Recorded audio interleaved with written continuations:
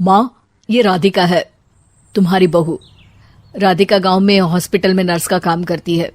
बस हम दोनों में दोस्ती हो गई और हमने शादी कर ली। राधिका, माँ के पैर छू। अरे चल हट नालायक। अरे मैंने क्या क्या सपने देखे थे कि तेरी शादी किसी अमीर घर में करूंगी और दहेज में लाखों रुपए लूंगी, और तू गांव की इस मामूली लड़की को मेरी बहू बनाकर ले आया। लेकिन बेटे की जिद के आगे सुनीता देवी मजबूर हो जाती है। राधिका सुनीता देवी को फूटी आंख भी नहीं भाती थी। तुम चिंता मत करो भाग्यवान, हम दोनों मिलकर अपनी बहू को इतना सताएंगे कि वो हमसे तंग आकर ये घर छोड़कर चली जाएगी। फिर हम अपने बेटे की शादी किसी बड़े सेठ की बेटी से कर देंगे, ठीक है? अगले दिन सुनीता देवी अपने बेटे का कमरा साफ कर रही होती है। तभी बहू के सामान में उसे एक बड़ी बड़ी मूंछों वाले आदमी की तस्वीर दिखाई देती है और उसके कंधे पर एक बड़ी सी बंदूक टंगी होती है। तस्वीर के नीचे लिखा होता है डाकू मंगल सिंह। ये किसकी तस्वीर है बहू? ये मेरे पिताजी की तस्वीर है। बस फिर क्या था। ये सुनते ही सुनीता देवी के हाथ पैर कांपने लगते हैं। वो भागती हुई सीधा अपने पति के कमरे में जाती है। अरे गजब हो गया जी, गजब। अरे क्या हो गया भाग्यवान? हमारी बहू एक मशहूर डाकू मंगल सिंह की बेटी है। हे भगवान, अब क्या होगा? क्या कहा? डाकू मंगल सिंह? अरे मर गए रे। सुना है वो तो बड़ा ही खतरनाक डाकू है, मारता ज्यादा है गिनता कम है। लोग पुलिस वाले भी उसके नाम से कांपते हैं। अरे सुना है वो तो हर हफ्ते 2-4 लोगों का ऊपर का टिकट कटवा ही देता है। हे भगवान, अब हम क्या करेंगे? ये हमारे नालायक बेटे ने कैसी मुसीबत हमारे गले बांध दी। हाँ वो तो है, अगर हमने बहू को जरा भी तकलीफ दी तो उसका बाप मंगल सिंह हमें गोली से उड़ा देगा। अब जो मैं कहता हूँ उसे ध्यान से सुनो। तुम बहू से बिल्कुल घर के काम मत करवाना, और ध्यान रहे उसे किसी प्रकार की तकलीफ नहीं होनी चाहिए, समझ गई ना? और ऐसा ही होता है। अगले दिन सुनीता देवी रसोई में खाना बना रही होती है कि तभी, ये क्या माँ जी, मेरे रहते आप खाना बना रही हैं? चलिए हटिए, मैं खाना बना देती हूँ। अरे नहीं नहीं बहू, तू यहाँ क्यों आ गई? जा, तू अपने कमरे में जाकर आराम कर, मैं खाना बना लूंगी। सुनीता देवी जिद करके राधिका को भेज देती है। फिर एक दिन, अरे फर्श पर कितनी धूल जमी है, माँ जी देखेंगी तो नाराज हो जाएंगी, मैं अभी यहाँ पोछा लगा देती हूँ। राधिका जैसे ही पोछा लगाने लगती है कि तभी उसके ससुर की नजर उस पर पड़ती है। बंसीलाल भागता हुआ वहां आता है। अरे नहीं नहीं बहू, तुम ये क्या गजब कर रही हो? बहू तो बेटी समान होती है, और हम ना अपनी बेटियों से काम नहीं करवाते।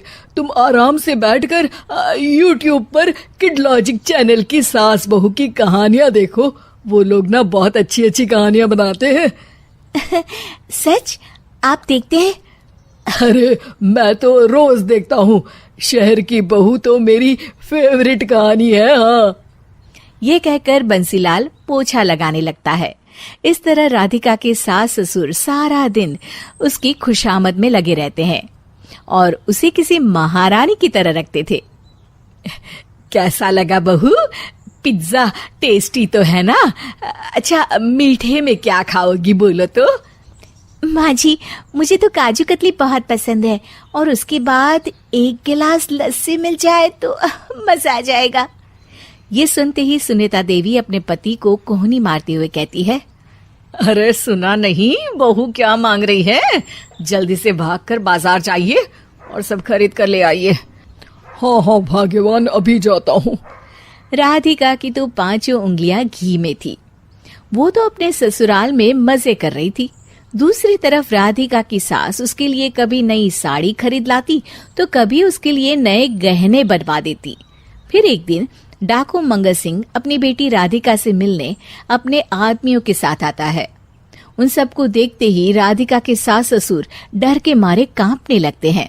मर गया रे, डाकू मंगल सिंह तो सच में कितना डरावना दिखता है। ऊपर से इतनी बड़ी बंदूक लेकर घूमता है। कैसे हैं समधी जी? क्या हुआ? आप इतना घबरा क्यों रहे हैं? और आपको इतना पसीना क्यों आ रहा है? आपकी तबीयत तो ठीक है ना? जी अभी तक तो ठीक है, पर लगता है बहुत जल्द खराब होने वाली है। क्या कहा आपने? जी कुछ नहीं, बताइए बताइए कैसे आना हुआ। दरअसल आज आपके शहर में हमारी नाटंकी मंडली का प्रोग्राम है, तो इसी बहाने सोचा बेटी का ससुराल भी देखता चलूं। ये सुनते ही राधिका के सास ससुर हैरान हो जाते हैं। क्या कहा? आप नौटंकी में काम करते हैं? हाँ माँ जी, पिताजी डाकू की एक्टिंग बहुत अच्छी करते हैं। उन्हें तो कई अवार्ड भी मिल चुके हैं। और ये बंदूक, ये तो असली लगती है। तभी राधिका के पिताजी अपनी नकली मूंछ निकालते हुए कहते हैं, इस मूंछ की तरह यह बंदूक भी नकली है। ये तो छर्रे वाली बंदूक है।